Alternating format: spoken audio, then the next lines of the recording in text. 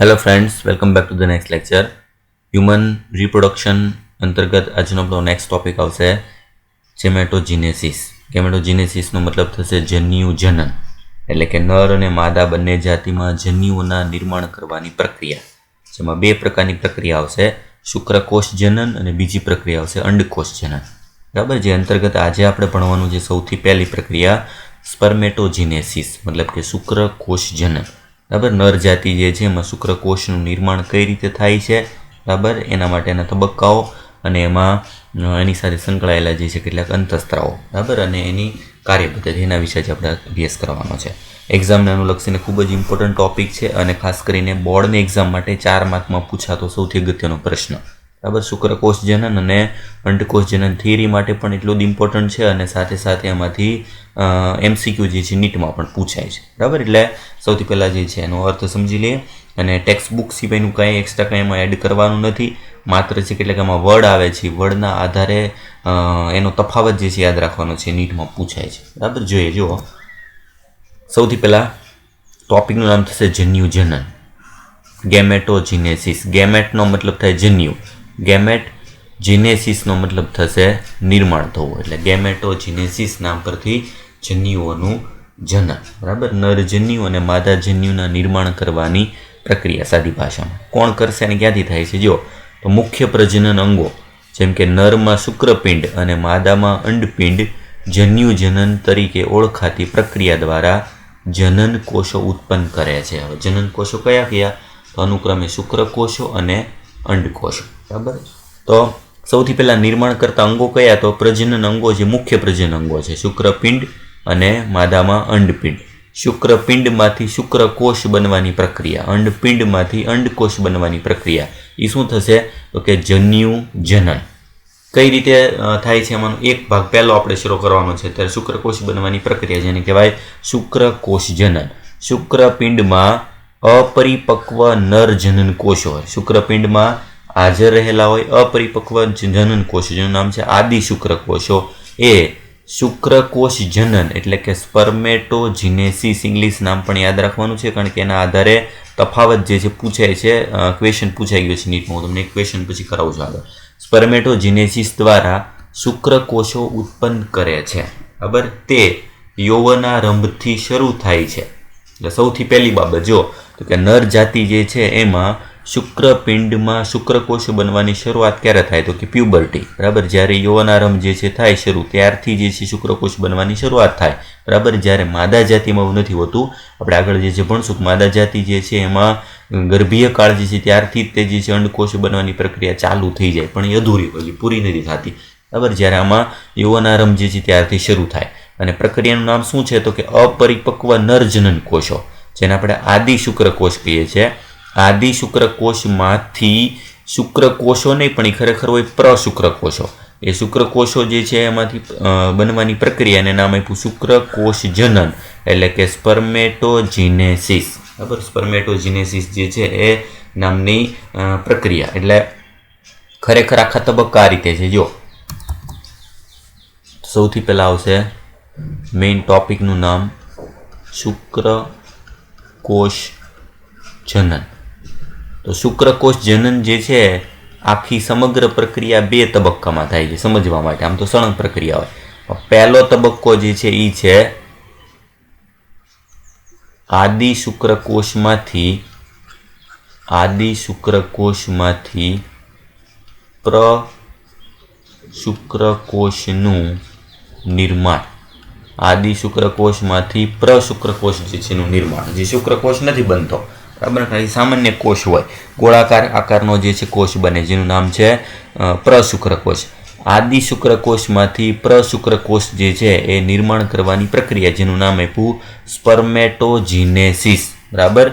અને એ જ ભાગ જે છે અહીં આગળ આવે છે. જો એક ભાગ લીધેલો છે સ્પર્મિયોજીનેસિસ. સ્પર્મેટોજીનેસિસ અને સ્પર્મિયોજીનેસિસ બે ભાગ નામ યાદ રાખજો. આનું નામ થશે સ્પર્મેટોજીનેસિસ. આ પહેલી પ્રક્રિયા સ્પર્મેટોજીનેસિસ, આદિ શુક્રકોષમાંથી પ્રશુક્રકોષ નિર્માણ.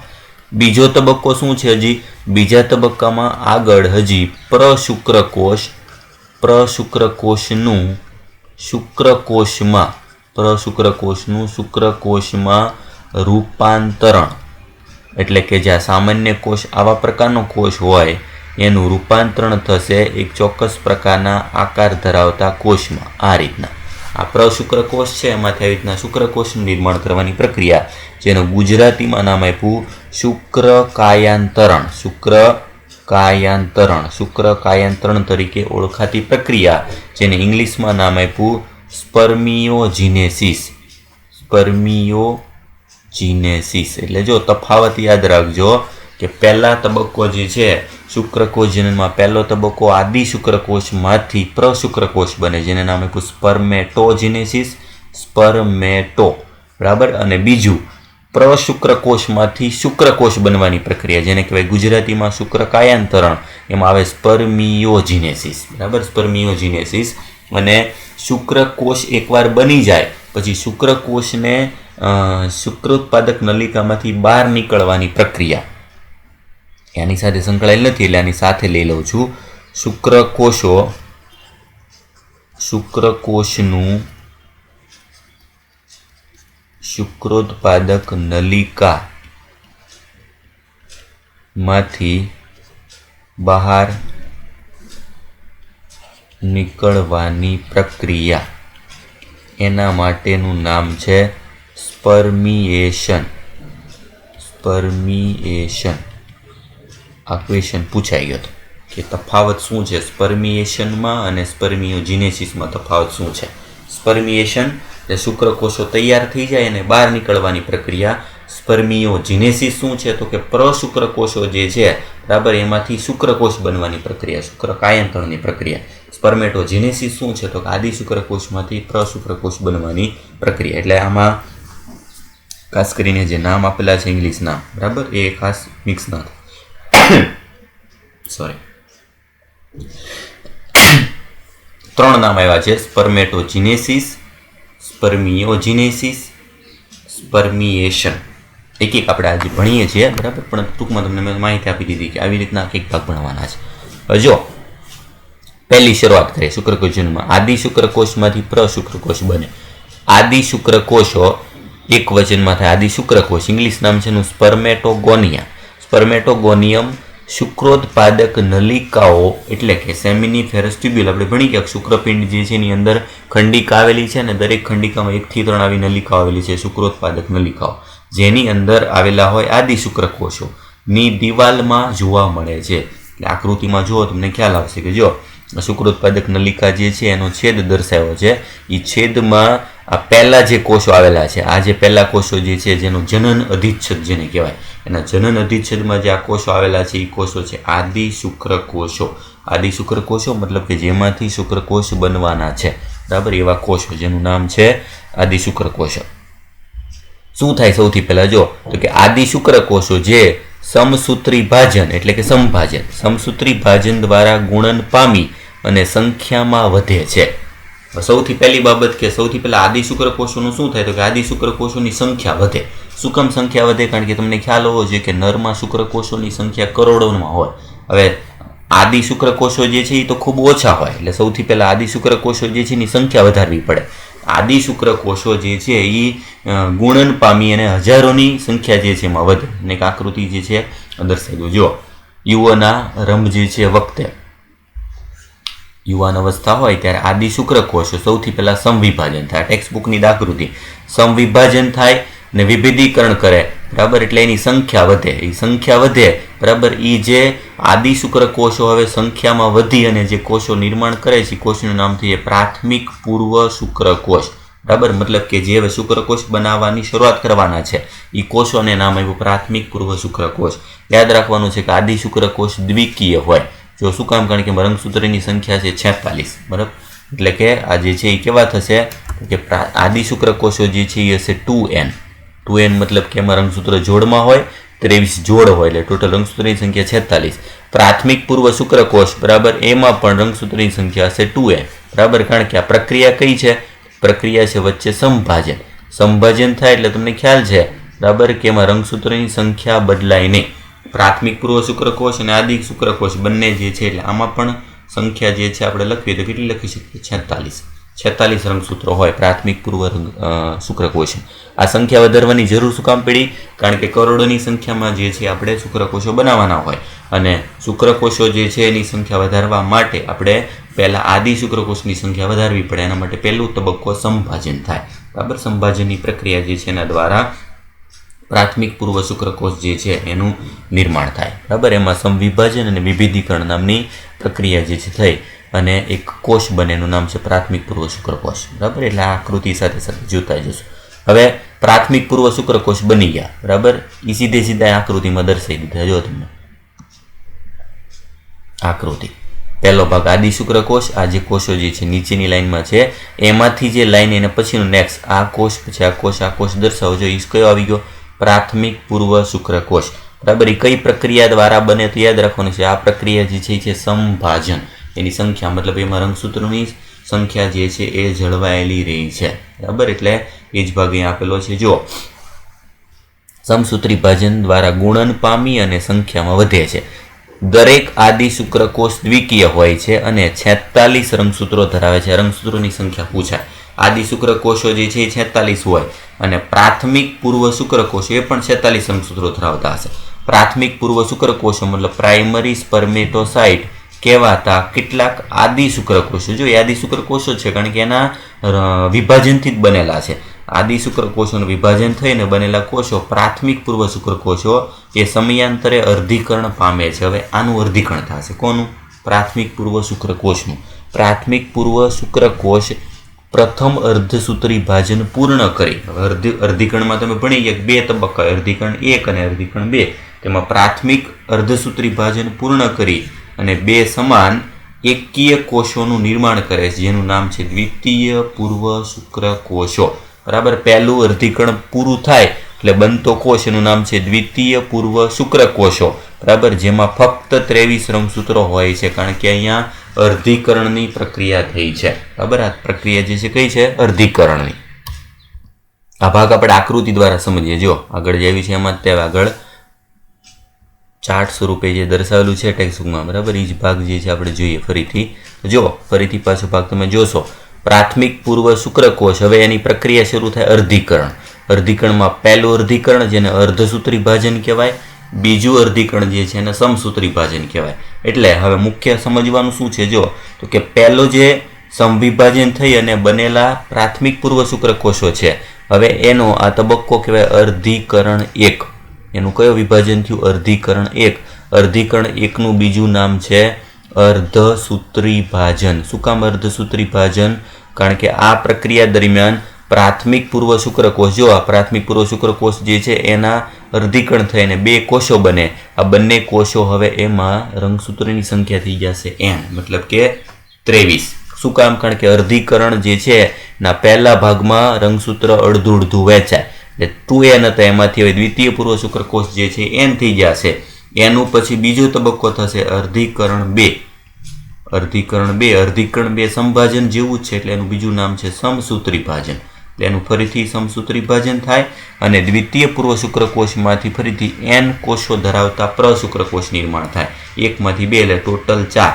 એમાં પણ સંખ્યા જે છે કેટલી હશે? તો કે 23. બરાબર, મતલબ કે પ્રાથમિક પૂર્વ શુક્રકોશ સુધી 46 સંખ્યા હોય 2n, પછીના બધા જે છે એ કોષો કેવા હોય? n.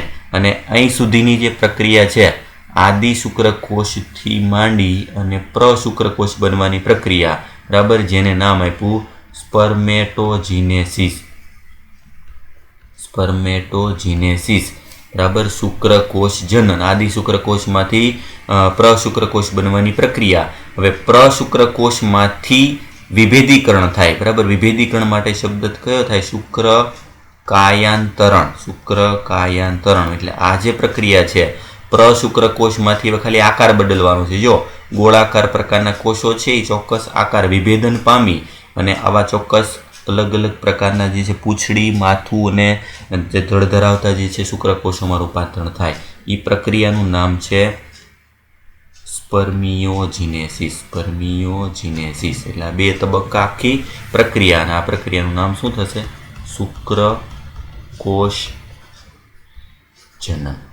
શુક્રકોશ જનનના મુખ્ય બે તબક્કા. પહેલો તબક્કો સ્પર્મેટોજીનેસિસ, બીજો તબક્કો સ્પર્મિયોજિનેસિસ, જેમાં કયા કયા પ્રકારના કોષો જે છે કેટલા હોય, બરાબર 46 વાળા ભાગ, પછી 23 વાળા ભાગ, ને અંતે જે શુક્રકોષ બને. શુક્રકોષ હંમેશા જન્યુ તો એકકીય જ હોય, એકકીય કોષો નિર્માણ થવા માટે આવી રીતના અર્ધીકરણની પ્રક્રિયા જવાબદાર છે, બરાબર. એટલે આ ચાર્ટ સ્વરૂપે તમારે લખવામાં, એક્ઝામમાં થિયરી પૂછે, થિયરીમાં ચાર્ટ જે છે આ રીતે લખી શકાય. સૌથી પહેલાં હોય આદિ શુક્રકોષ, એ કેવો હોય 2n, બરાબર. પહેલાં એનું સંભાજન થાય, એમાં એનું ગુણન થાય. ગુણન થવું આ પ્રક્રિયા જે છે શું કહેવાય, પ્રકારનું ગુણન, કારણ કે એમાં એનું સંખ્યા વિધિ છે. ગુણન થઈ પ્રાથમિક પૂર્વ શુક્રકોષો બેના 2n, એનું અર્ધીકરણ થાય, અર્ધીકરણ 1 થાય, એટલે એક કોષમાંથી 2 કોષો બેના, એ 2 કયા, દ્વિતીય પૂર્વ શુક્રકોષ. દ્વિતીય પૂર્વ શુક્રકોષ પાછા જે છે n થઈ જશે, એટલે આ બધા 2n હોય, એમાંથી બનશે n. n માંથી પછી જે બીજા નિર્માણ થાય એ બધા કેવા હશે, n, કારણ કે એ શુક્રકોષો બનશે એ પણ બધા n, બરાબર. એટલે n હશે ને 23 રંગસૂત્રો આવશે, 2n હશે ને બધા 46 રંગસૂત્રો આવશે, બરાબર. એટલે પ્રાથમિક પૂર્વ શુક્રકોષ અર્ધીકરણ 1 થી દ્વિતીય, બીજું અર્ધીકરણ પાર્ટ 2 થાય એટલે પ્રશુક્રકોષ. પ્રશુક્રકોષનું રૂપાંતરણ થાય, શુક્રકાયાંતરણ, કાયાનું રૂપાંતરણ, એનો આકાર બદલાય, એને વિભેદીકરણ કીધું. એમાંથી પ્રશુક્રકોષમાંથી શુક્રકોષ નિર્માણ થાય, જેને નામ આપ્યું સ્પર્મિયોજિનેસિસ, બરાબર. એટલે આવી આખી પ્રક્રિયા એને આપણે ફરીથી જો થિયરી સ્વરૂપે જોઈએ.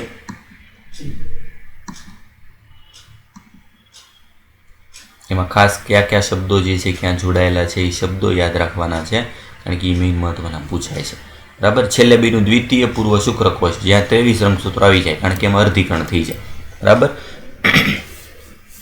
હવે દ્વિતીય પૂર્વ શુક્રકોષો જે છેલ્લા બન્યા હતા, દ્વિતીય પૂર્વ શુક્રકોષો દ્વિતીય અર્ધસૂત્રી વિભાજનમાં પ્રવેશે.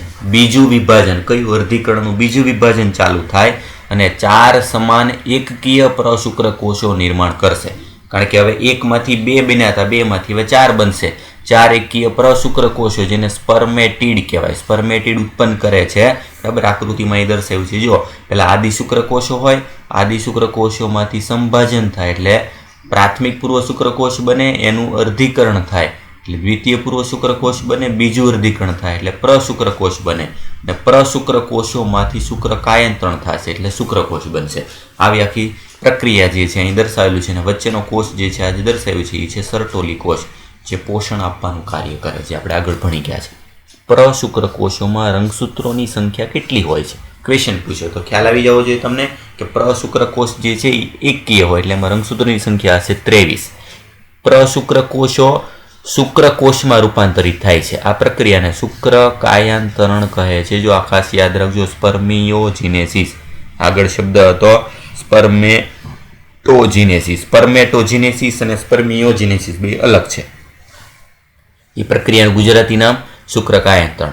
શુક્રકાયાંતરણ બાદ શુક્રકોષનું શીર્ષ સર્ટોલિક કોષમાં અંતસ્થાપિત થાય. હવે જુઓ, શુક્રકોષનું શીર્ષ ભાગ બ્લુ કલરમાં જે ભાગ દર્શાવ્યો છે, બરાબર, આ જે શુક્રકોષ એ ભાગ સર્ટોલિક કોષની અંદર દાખલ થવા માંડે. શું કામ? કારણ કે સર્ટોલિક કોષનું કામ જ છે ને પોષણ પૂરું પાડવાનું, અને પોષણ પૂરું પાડવા માટે સર્ટોલિક કોષ જે છે એની અંદર દાખલ થઈ જાય અને પછી ત્યાંથી બહાર નીકળે. અંતે શુક્રોત્પાદક નલિકાઓમાંથી આખો સંપૂર્ણ શુક્રકોષ મુક્ત થાય. આ પ્રક્રિયાને શુક્રકોષ મુક્ત થવાની પ્રક્રિયા એટલે કે સ્પર્મિએશન કહે છે, બરાબર. સ્પર્મિએશન, ક્યાંથી કયો ભાગ બહાર નીકળે એના માટે શબ્દ યાદ રાખજો. આગળ કેમ આપણે શબ્દ આવ્યો તો ઇન્સેમિનેશન. ઇન્સેમિનેશન એટલે શિશ્નમાંથી વીર્ય દ્વારા શુક્રકોષો બહાર નીકળવાની પ્રક્રિયા, સ્ખલન, એને ઇન્સેમિનેશન, જે યોનિ માર્ગમાં દાખલ થાય એને ઇન્સેમિનેશન કહેવાય. સ્પર્મિએશન એટલે શુક્રોત્પાદક નલિકામાંથી શુક્રકોષો બહાર નીકળે, એ પ્રક્રિયાને કહેવાય સ્પર્મિએશન. એટલે સ્પર્મિએશન, સ્પર્મિયોજિનેસિસ અને સ્પર્મેટોજિનેસિસ, આવા બધા વર્ડ જે છે એનો ખાસ તફાવત યાદ રાખજો. આકૃતિ યાદ રાખવાની છે, ક્યાં કયો શુક્રકોષ છે, કયો દ્વિતીય પૂર્વ શુક્રકોષ છે, કયો પ્રાથમિક પૂર્વ શુક્રકોષ છે, સર્ટોલિક કોષ કયો છે અને આદિ શુક્રકોષ કયો છે, બરાબર. શુક્રોત્પાદક નલિકા જે છે એનો આડો છે દર્શાવે. એટલે આકૃતિના નામદેશન પ્રમાણે પણ ભાગ જે છે બધા પૂછાય છે, એ પ્રમાણે યાદ રાખવાના છે, બરાબર. હવે આની સાથે સંકળાયેલા કેટલાક અંતઃસ્ત્રાવ એના વિશે માહિતી આપી. જો શુક્રકોષ જનનની શરૂઆત યૌવનાવરંભની ઉંમરે ગોનેડોટ્રોપિન રિલીઝિંગ હોર્મોન GnRH આપણે ભણી ગયા કે આ એક હાઇપોથેલેમસનો અંતઃસ્ત્રાવ છે, બરાબર, જે પિટ્યુટરી ગ્રંથિમાંથી મુક્ત થાય, જેના સ્ત્રાવમાં નોંધપાત્ર વધારો થવાથી થાય છે. તમે યાદ કરો તે હાઇપોથેલેમિક અંતઃસ્ત્રાવ છે. ગોનેડોટ્રોપિન રિલીઝિંગ હોર્મોન એ હાઇપોથેલેમસનો અંતસ્ત્રાવ છે જે પિટ્યુટરી ઉપર અસર કરે.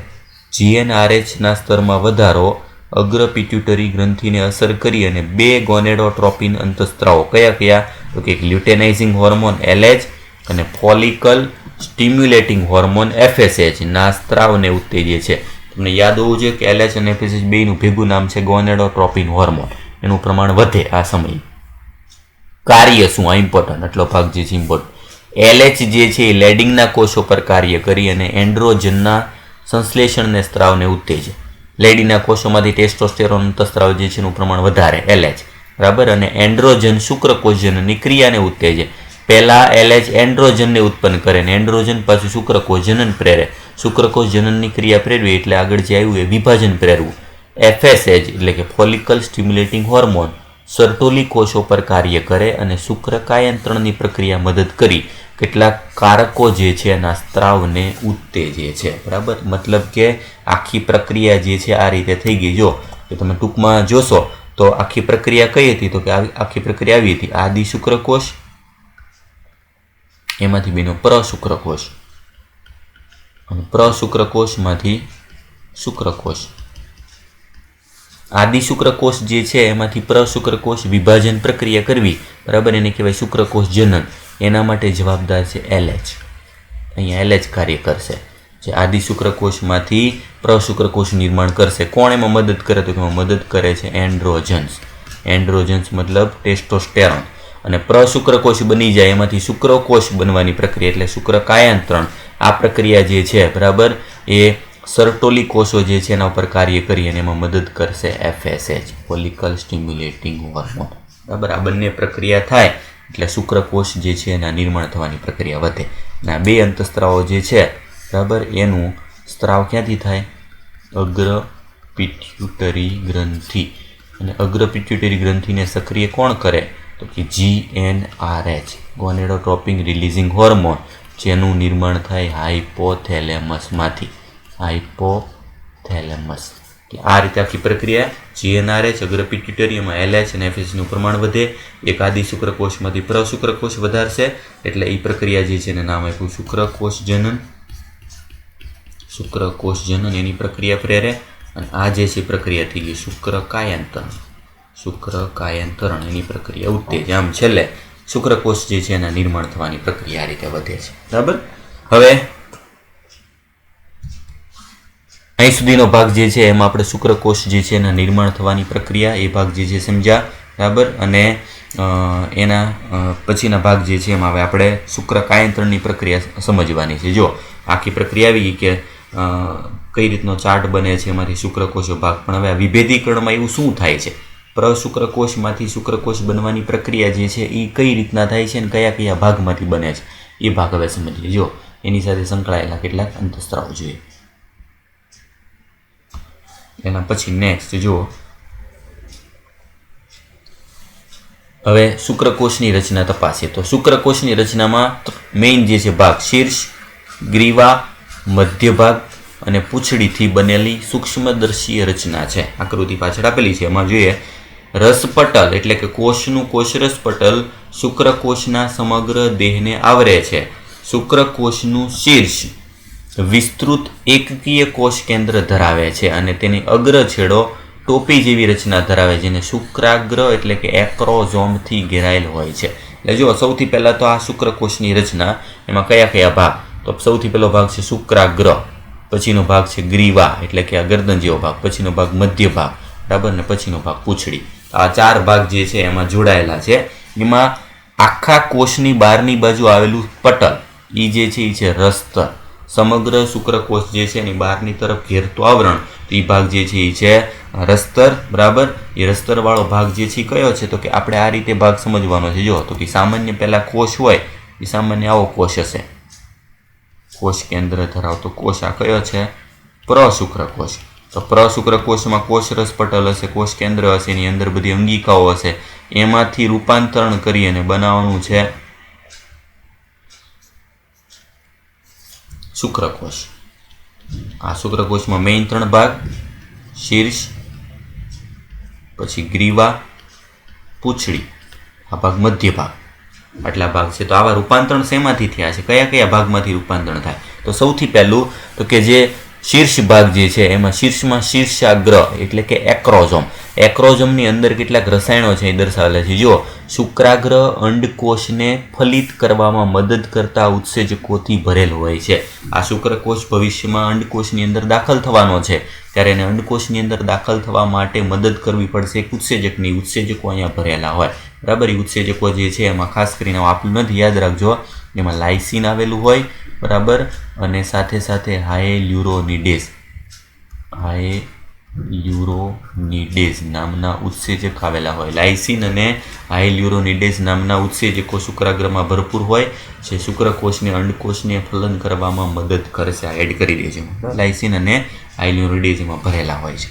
પછીનો ભાગ બીજો મધ્ય ભાગ અને સાથે એમાં રંગસૂત્રીય ધરાવતું કોષ કેન્દ્ર. એક જ કોષ કેન્દ્ર જે છે એમાં આવેલું હોય, જે શુક્રાગ્ર શીર્ષવાળા ભાગ જે છે એમાં કોષ કેન્દ્ર ગોઠવાય છે. આ જે કોષ કેન્દ્ર હોય શીર્ષવાળા ભાગમાં આવેલું. મધ્ય ભાગ અસંખ્ય કણાભસૂત્રો ધરાવે છે. અહીંયા ભાગ જે દર્શાવેલું છે મધ્ય ભાગ જે છે એમાં ભાગ આવેલો હોય કણાભસૂત્ર. કણાભસૂત્ર શું કામ? કારણ કે તે પૂંછડીના હલનચલન માટે શક્તિ પૂરી પાડે છે. કણાભસૂત્રવાળો ભાગ જે છે એ કયા કયા ભાગમાં આવેલો હોય? તો એક મધ્ય ભાગ અહીંયા આવેલો હોય કણાભસૂત્ર, અને વચ્ચેનું જે ભાગ જે છે, બરાબર, વચ્ચેના ભાગમાં જે આ તંતુવાળો ભાગ જે નીકળે છે એની ફરતે ઘેરાયેલો ભાગ જે છે એ પણ કણાભસૂત્રવાળા ભાગથી બનેલો હોય છે. કણાભસૂત્રવાળા ભાગ જે છે નિર્માણ કરે છે. એટલે એ મધ્ય ભાગમાં કણાભસૂત્ર આવેલું હોય. અહીંયા ભાગ આવેલું છે કોષ કેન્દ્ર, મધ્ય ભાગમાં કણાભસૂત્ર, અને પૂંછડીવાળો ભાગ જે છે એમાં આવ્યો હોય તારાકેન્દ્રનું તંતુ. કેન્દ્ર ભાગમાં ફરતે ઘેરતો ભાગ જે છે જે બહારનું આવરણ બનાવે છે એ ભાગ પણ ફરીથી કણાભસૂત્રનું બનેલું હોય. ત્યારબાદ ફલન માટે જરૂરી શુક્રકોષની ચલિતતા માટે સાનુકૂળતા પૂરી પાડે છે. બરાબર. આમાં જે ભાગ દર્શાવ્યો નથી હું એ ભાગ તમને એડ કરાવી દઉં. જો અહીંયા સૌથી કેન્દ્રના ભાગમાં કોષ કેન્દ્ર આવેલું હોય, પછી એની ફરતેનો ભાગ જે છે એ હોય ગોલ્ગીકાય. મધ્ય ભાગ જે છે એમાં આવેલું હોય કણાભસૂત્ર, મતલબ કણાભસૂત્રવાળા ભાગ. પછી આ જે કેન્દ્રનું ભાગ જે છે કેન્દ્રીય તંતુ એ નિર્માણ થાય તારાકેન્દ્રમાંથી. પૂંછડીનો કેન્દ્ર ભાગ જે છે તારાકેન્દ્રમાંથી, અને પૂંછડીનો પરિઘ ભાગ જે છે એ ફરીથી બનેલો હોય કણાભસૂત્રમાંથી. અહીંયા એક તારાકેન્દ્ર આવેલું હોય, અહીં એક તારાકેન્દ્ર આવેલું હોય. બે તારાકેન્દ્રવાળા ભાગમાંથી આટલા ભાગ. એટલે શુક્રકોષની રચના કરવા માટે કયા કયા ભાગ જવાબદાર છે? સૌથી પહેલા કેન્દ્રમાં એક કોષ કેન્દ્રની આજુબાજુનો ભાગ જે છે નિર્માણ કરવા માટે જવાબદાર હોય ગોલ્ગીકાય. પછી મધ્ય ભાગ બનેલો હોય કણાભસૂત્રથી. કણાભસૂત્રના મધ્ય ભાગની સાથે સાથે પૂંછડીવાળો ભાગ એમાં કેન્દ્રનો તંતુ છે એ તારાકેન્દ્રમાંથી નિર્માણ થાય, બરાબર, અને ફરતો પરિઘ ભાગ જે છે એ ફરીથી નિર્માણ કરે કણાભસૂત્રમાંથી. આ રીતના આ ભાગ જે છે બધા સંકળાયેલા. એટલે આ સાથે યાદ રાખવાનું છે કે જે એક સંપૂર્ણ ગોળાકાર પરશુક્રકોષ હોય એમાંથી શું થઈ ગયું? વિભેદીકરણ મતલબ એના કોષમાં રૂપાંતરણ થયું કાર્ય પ્રમાણે. 3 ભાગ બની ગયા મેઇન: શીર્ષ, મધ્ય ભાગ અને પૂંછડી. આવા 3 ભાગ જે છે એમાં રૂપાંતર થાય. આવું શું કામ બનાવવું જરૂરી છે? શુક્રકોષ જે છે એની પ્રચલન ક્ષમતા વધારવા માટે. હવે એની સાથે સંકળાયેલા કેટલાક જે છે આંકડાકીય બાબતો જે ઇમ્પોર્ટન્ટ છે પૂછાય છે. જો મૈથુન દરમિયાન પુરુષ લગભગ 200 થી 300 મિલિયન જેટલા શુક્રકોષનો ત્યાગ સ્ખલન કરે છે, બરાબર. સેમિનેશન, જ્યારે પુરુષના વીર્યમાં શુક્રકોષો દાખલ થવાના છે, બરાબર, મતલબ વીર્ય સ્ખલન થાય યોનિ માર્ગમાં, ત્યારે શુક્રકોષ જે છે દરેક સ્ખલન વખતે 200 થી 300 મિલિયન જેટલા શુક્રકોષો જે છે હોય છે. જે 3 થી 4 ml વીર્ય હોય એટલા જથ્થામાં 200 થી 300 મિલિયન શુક્રકોષો હોય, જેમાંથી સામાન્ય પ્રજનન ક્ષમતા માટે ઓછામાં ઓછા 60% શુક્રકોષો સામાન્ય આકાર અને કદના હોવા જોઈએ. આ જેટલા શુક્રકોષો છે કરોડોની સંખ્યામાં, પણ એમાંથી 60% શુક્રકોષોનો આકાર આવો હોવો જોઈએ સામાન્ય. મતલબ એમાં શીર્ષ, ગ્રીવા, પૂંછડી હોવી જોઈએ, કદ યોગ્ય હોવું જોઈએ. કેટલું? મિનિમમ 60%. જેમાં પ્રજનન ક્ષમતા રાખવા માટે, મતલબ સંતાન પ્રાપ્તિ થવા માટે 60%નો આકાર કદ હોવો જોઈએ. અને ઓછામાં ઓછા 40% જે છે શુક્રકોષો શક્તિશાળી હલનચલન પ્રચલન ક્ષમતાવાળા હોવા જોઈએ, જે તરી શકે એવા, હલનચલન કરી શકે એવા 40% શુક્રકોષો હોવા જોઈએ. તો જ જે તે વ્યક્તિ જે છે એમાં ફલન થવાની સંભાવના છે. એટલે આંકડા યાદ રાખવાના છે. પુરુષમાં શુક્રકોષોની સંખ્યા હોય એમાંથી 60% યોગ્ય આકાર અને કદ હોવું જોઈએ અને 40% જે છે મિનિમમ એ શક્તિશાળી હલનચલન કરી શકતા હોવા જરૂરી છે. બરાબર, તો અને તો જ માત્ર જે છે એમાં ફલનની સંભાવના રહી છે. બરાબર, હવે એના પછીનો ભાગ, એક ભાગ જે લીધેલો જો શુક્રોત્પાદક નલિકાઓમાંથી મુક્ત થતા શુક્રકોષો સહાયક નલિકાઓ દ્વારા વહન પામે. કયા ભાગ? તો કે એમાંથી આગળ શુક્રોત્પાદક નલિકા જે છે એમાંથી આપણે ભણી ગયા, શુક્રોત્પાદક નલિકાઓવાળો ભાગ ભેગો થાય એટલે એમાંથી બનશે વૃષણજાળ. વૃષણજાળમાંથી જે છે શુક્રવાહિકા, ત્યાંથી અધિવૃષણ નલિકા, ત્યાંથી શુક્રવાહિની, આ બધી થશે સહાયક નલિકાઓ. શુક્રકોષોની પરિપક્વતા અને ગતિશીલતા માટે અધિવૃષણ નલિકા, શુક્રવાહિની, શુક્રાશય, પ્રોસ્ટેટ ગ્રંથિનો સ્ત્રાવ આવશ્યક છે. આ બધા છે એની સહાયક પ્રજનન ગ્રંથિઓ, જેમાં શુક્રાશય રસ શુક્રકોષો જેમાં 60% રસ જે મેઇન ભેળવે છે એ શુક્રકોષો સાથે મળી વીર્ય નિર્માણ કરે છે, સિમેન. બરાબર, જે એની પ્રચલન ક્ષમતા માટે એક માધ્યમ પૂરું પાડવું જરૂરી છે. નરની સહાયક પ્રજનન નળીઓ ગ્રંથિઓના કાર્યનું નિયમન શુક્રપિંડીય અંતઃસ્ત્રાવ એટલે કે એન્ડ્રોજન દ્વારા થાય છે, જે ટેસ્ટોસ્ટેરોન જે છે એના દ્વારા આખા કાર્યનું નિયમન થાય છે. એટલે આવી રીતે શુક્રકોષ જનન આકૃતિ યાદ રાખવાની છે. બરાબર, અને આકૃતિની સાથે સાથે જેટલો ભાગ મેં એક્સ્ટ્રા એડ કરાવેલો છે ભાગ થિયરી અને નીટ બંને માટે ઇમ્પોર્ટન્ટ ભાગ છે, જે તમે ચાર્ટ આખો ખાલી યાદ રાખી લો. બરાબર, છેલ્લે જે દર્શાવેલો છે ચાર્ટ યાદ રાખો એટલે આ ચાર્ટ પરથી આખી પ્રક્રિયા જે છે તમે સંપૂર્ણથી સિમ્પલ સમજી શકો. બરાબર, કયા કયા ભાગ રંગસૂત્રોની સંખ્યા ડબલ ધરાવે છે, કયા ભાગ ઓછા ધરાવે છે, અંતઃસ્ત્રાવો કયા કયા છે, અને સાથે સાથે એમાં ખાસ ઇમ્પોર્ટન્ટ જે નામ. બરાબર, અને શુક્રકોષની રચનામાં ટેક્સ્ટ બુકમાં જે આપેલું છે એ નામિનેશન યાદ રાખવાનું છે, કયો ભાગ શેમાંથી બનેલો છે એ એડ કરવાનો છે. બરાબર, એના પછીના ભાગમાં હવે અંડકોષ જનન આવે છે અને પછી નેક્સ્ટ લેક્ચરમાં આપણે ભણશું.